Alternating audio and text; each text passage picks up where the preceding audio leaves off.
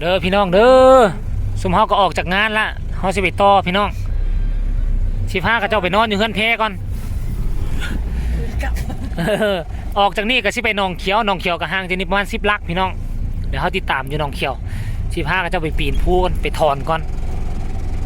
30 นาทีได้ขึ้นภูพี่น้องเอ้ย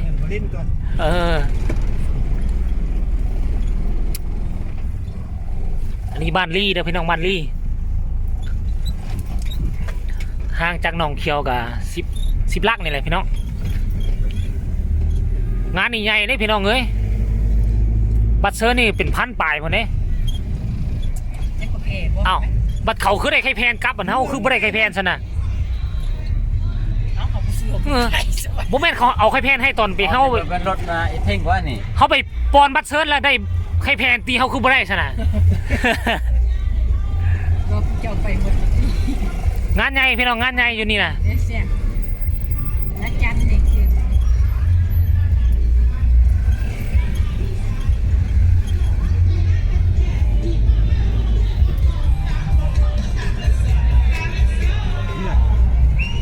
ซี่เนี่ยสมวกกันอันนี้แต่โป้เอง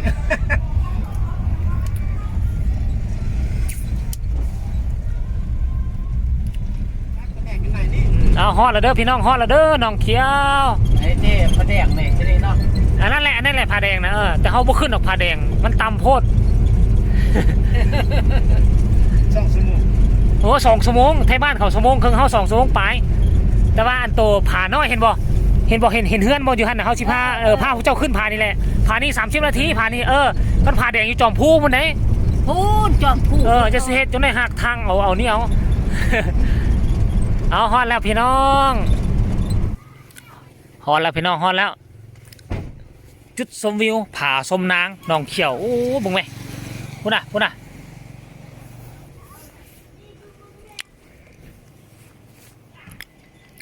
หนองเขียวเมืองงอยพี่น้องเมืองงอย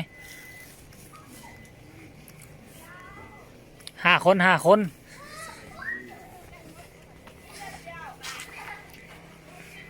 5 คน 4 คนก็บ่ได้ปะบ่ได้20,000บ่แม่คนนึง20,000พี่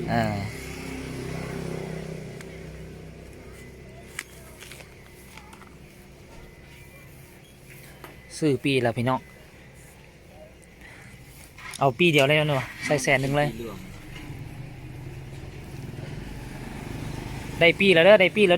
เอามานี่พาผู้เฒ่าขึ้นนี่พี่น้องนี่มีวงขายสบายแถวนี้วิวมันขายส่งลุงเส้นเมื่อก็ได้เจ๊บ่จำกัดขึ้นไปรถขึ้นได้ละขึ้นรถ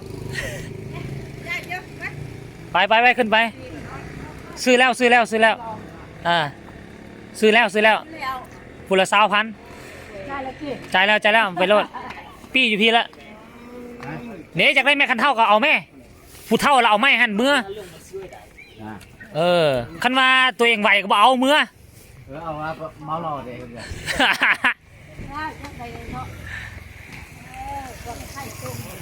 บ่มีก็อยู่ในเมืองบ่เนาะอยู่เบื้องนั่นบ่เนาะ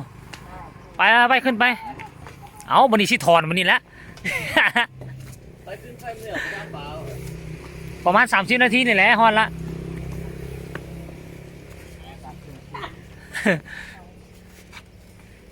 ต้องเรียกนะเอาก็จักมาเนาะอยู่นี่ก็ต่ำสุดแล้วอยู่นี่นะ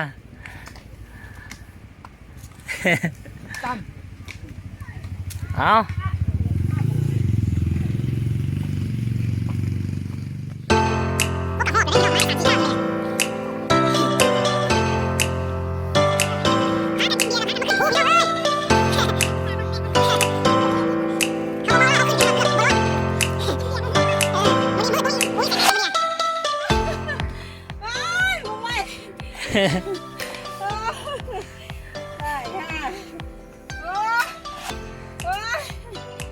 บอสเคิงเถอะ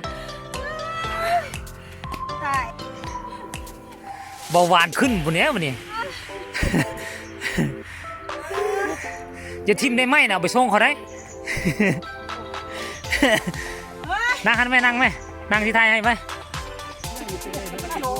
หาก็ฮอดจุดชมวิวจุดที่หนึ่งเด้อพี่น้องเด้อขึ้นภูตัวนี้ยังบ่ฮอดครึ่งทางถ้าครึ่งทางอยู่หันอีก10 เมตรแต่ว่าวิวนี่งามหลายงามหลายงามหลายงามพี่น้อง ดูดกระไร ไว้พ่อแม่ 5 คนพี่น้อง5 คนพุ่นเส้นทางออกจากนี่เป็นแล้วก็เริ่มแงนคอขึ้นเลยพี่น้องเอ้ยเอาพี่น้องขึ้นต่อแล้วเด้อวันนี้อีกประมาณ10 ปลายลักบ่แม่น10 ปลายลักดอกอีกประมาณ10 ปลายเมตรก็สิฮอดอันน่ะครึ่งทางแล้วพี่น้องเอาเลยเป็นเมียทหารต้องอดทนเด้ โอ้มีบางกลุ่มก็กำลังลงมาเฮาก็กำลังขึ้นพี่น้อง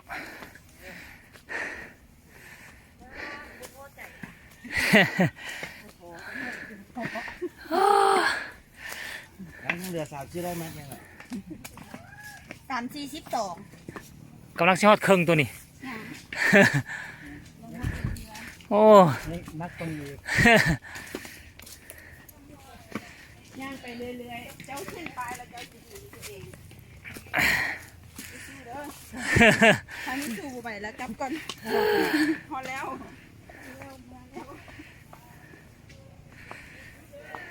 นี่มาฮอดร้านพักผ่อนแล้วพี่น้องอยู่เหนือนี่เป็นร้านปักใหญ่ๆกว้างๆพี่น้องร้านเขาจะตั้งแคมป์เดินเพียงอยู่เดินเดียวนี่แหละพี่น้องวิทย์ตัวนี้ไปก็เริ่มขึ้นนี่แหละ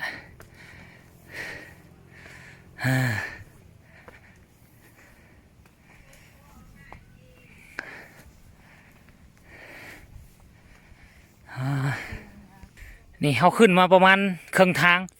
ก็สิมาเจอเดินกว้างตัวนี้เนาะเดินเพียงมีอารมณ์ทรายสมอนังมีโต๊ะมีตังนี่อย่างต่างๆเนาะพี่น้อง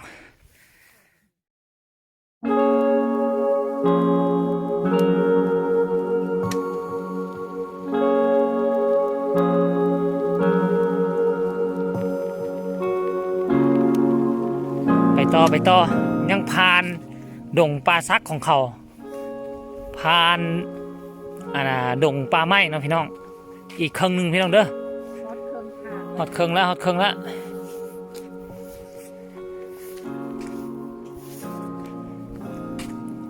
ปต่อ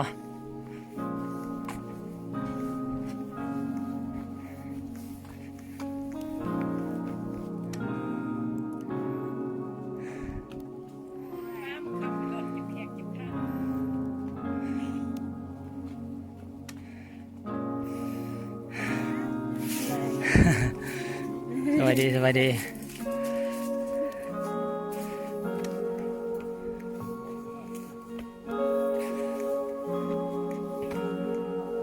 มาฮอดเขาวงกตแล้วพี่น้องมีเครือเขามีผาหินพี่น้องเอ้ยโอ้ตายพากันกินเบียร์เมาแล้วพากันขึ้นเขาพี่น้องฮะใกล้สิฮอดละอีกประมาณ 30%ฮอดพี่น้อง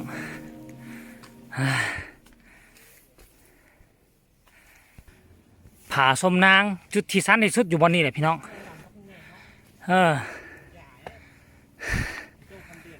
โอ้ว่านั่งดำโอ้พี่น้องสั้นโพดอยู่บนนี้น้ำควาย ว่านี่พี่น้องอยู่จอมพูตัวนี้นี่อยู่ป่ายสุ่มบงสุ่มไผ่นี่สุ่มไรนี่ก็เป็นฮอดจุดชมวิวเลยพี่น้องฝากติดตามเลยพี่น้องเด้ออีกประมาณ10 นาทีชั่วโมงก็สิฮอดละจอมพี่น้องโอ้เมื่อยละฮอดละท่านผู้ชม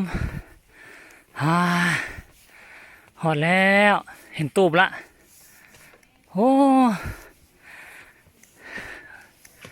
เกือบ40 นาทีพี่น้องเฮ้ยฮอดแล้ว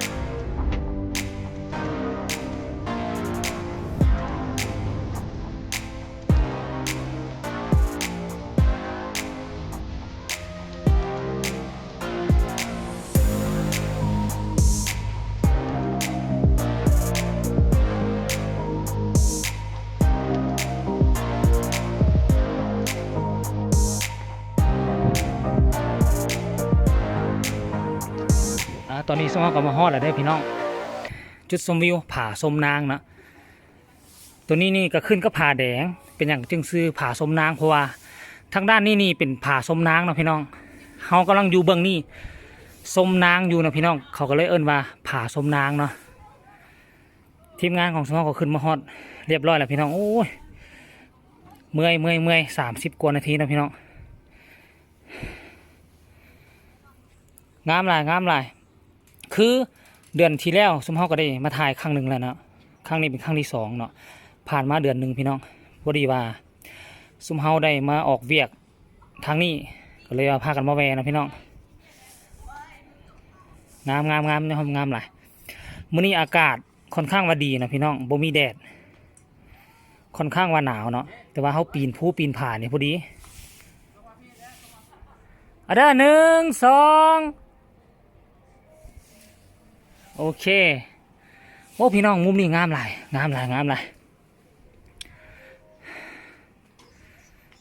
โอเคเด้อคลิปนี้ก็น่าจะจบเพียงเท่านี้นะฝากทุกคนกดไลค์กดแชร์แล้วก็กดติดตามให้แน่เนาะมาติดตามเบิ่งว่าคลิปต่อไปซุมเฮาจะไปเฮ็ดคอนเทนต์เกี่ยวกับอีหยังเนาะ